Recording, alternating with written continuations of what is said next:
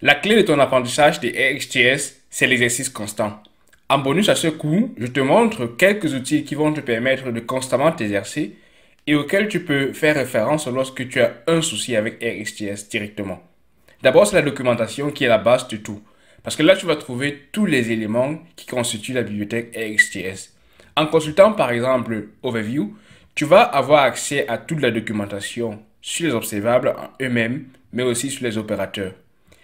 Je t'ai montré plus tôt dans ce tutoriel le Decision Tree qui va te permettre de choisir un opérateur ou alors une fonction en fonction de ce que tu souhaites réaliser. Par exemple, si tu as un observable existant et que tu souhaites changer la valeur qui a été émise vers une valeur constante, dans ce cas, tu dois choisir Map2. Donc, en fonction de tes besoins, tu peux simplement te servir de ce petit schéma qui te permet de prendre une décision sur l'outil que tu dois utiliser, qu'il s'agisse d'un opérateur RxJS ou alors d'une fonction que tu souhaites créer. N'hésite pas à consulter la documentation également pour avoir les changements. Si par exemple tu souhaites utiliser la version 7 de RxJS pour voir quels sont les différents changements qu'il y a à partir de la liste détaillée des éléments que tu trouveras dans la documentation. Apprendre et mieux comprendre RxJS, c'est aussi savoir se représenter de manière visuelle chaque élément que nous utilisons. C'est pour cela que je t'ai montré également dans ce tutoriel, autant pour moi, RxJS Map. Avec les diagrammes en map, cela te permet de visualiser et de pouvoir manipuler les éléments que tu souhaites avoir. On s'est servi de différentes choses. Par exemple, si tu souhaites avoir first, cela te permet de manipuler simplement les éléments et voir comment est-ce que tu peux modifier quel est, en fonction de l'opérateur que tu utilises, quel élément qui va ressortir depuis ton opération. Autre élément qui permet de visualiser simplement RxJS et les opérateurs, c'est par exemple RX Visualizer qui te permet de voir de façon interactive, lorsque je vais cliquer sur Visualize, les éléments qui peuvent arriver depuis une séquence d'observables. Donc n'hésite pas à créer tes propres séquences pour voir comment est-ce que les éléments vont être émis au fil du temps et voir quel est le résultat que tu pourras obtenir depuis la séquence que tu as créée. La seule différence qu'il y a avec TypeScript que tu utilises avec Angular par exemple, c'est que tu dois importer les opérateurs depuis Rx Operators, comme c'est montré dans l'exemple ici, et importer les fonctions de création depuis Rx, comme c'est le cas pour interval dans notre cas. Donc, tu vas te rendre simplement sur le site rxviz.com et tu vas pouvoir entrer tes différentes données pour pouvoir avoir ce dont tu souhaites pour ta séquence observable. Il existe plusieurs éléments. Tu peux avoir par exemple la génération des erreurs ou encore tu as des exemples comme des jeux que tu peux utiliser depuis cette fonctionnalité-là et voir comment est-ce qu'il se comporte en fonction des données qu'on a entrées, des observables qui ont été entrés.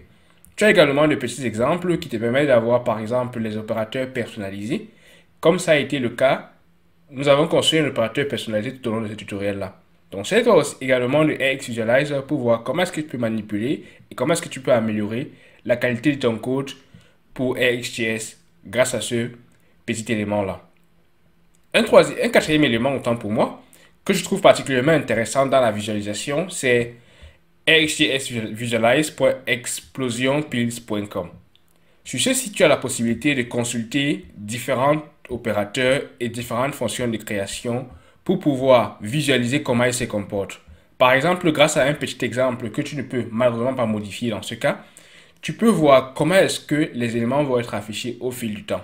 Tu peux répéter l'outil en cliquant simplement sur la barre de gauche, sur l'opérateur ou sur la fonction que je souhaite avoir. Dans ce cas, par exemple, isEmpty ou alors map2 encore.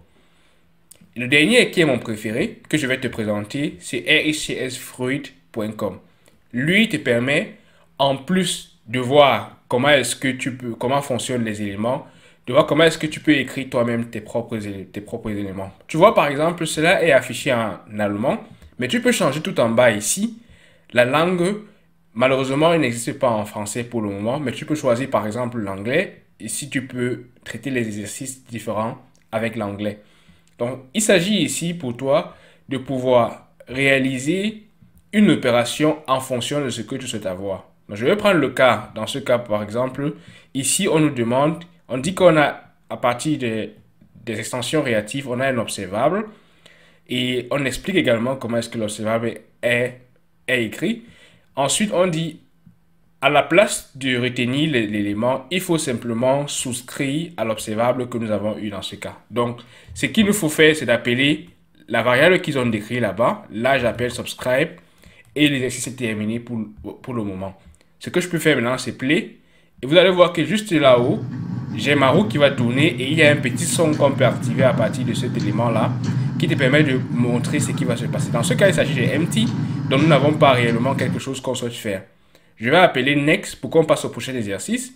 Et dans ce cas, par exemple, il s'agit de souscrire et d'appeler une fonction qui va permettre de pouvoir afficher ces éléments dans le convoi. Donc, dans ce cas, la fonction qu'on doit appeler, c'est toConvoyerBelt que je vais simplement appeler ici dans ma souscription. Donc là, si j'appelle toConvoyerBelt et à l'intérieur, je passe fruit comme variable, vous allez voir que dans ma séquence observable, j'aurai maintenant le Apple, Banana, Cherry, respectivement lorsque je vais appuyer sur Play. Donc là, vous allez voir que ici, j'ai d'abord mon Apple, ma banane et mon Berry qui vont entrer et remplir ma boîte.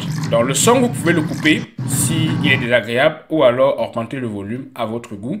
Il y a plusieurs levels que vous pouvez consulter. Vous pouvez changer les levels en fonction de votre humeur de la journée ou alors de votre progression simplement. Donc n'hésitez pas à faire ces exercices-là car ils vont vous permettre de pouvoir réviser les concepts qu'on a appris tout au long de ce tutoriel-là. Laisse un commentaire sur n'importe quelle des vidéos que nous avons vues pendant le tutoriel et je me ferai un plaisir d'étudier. À très bientôt.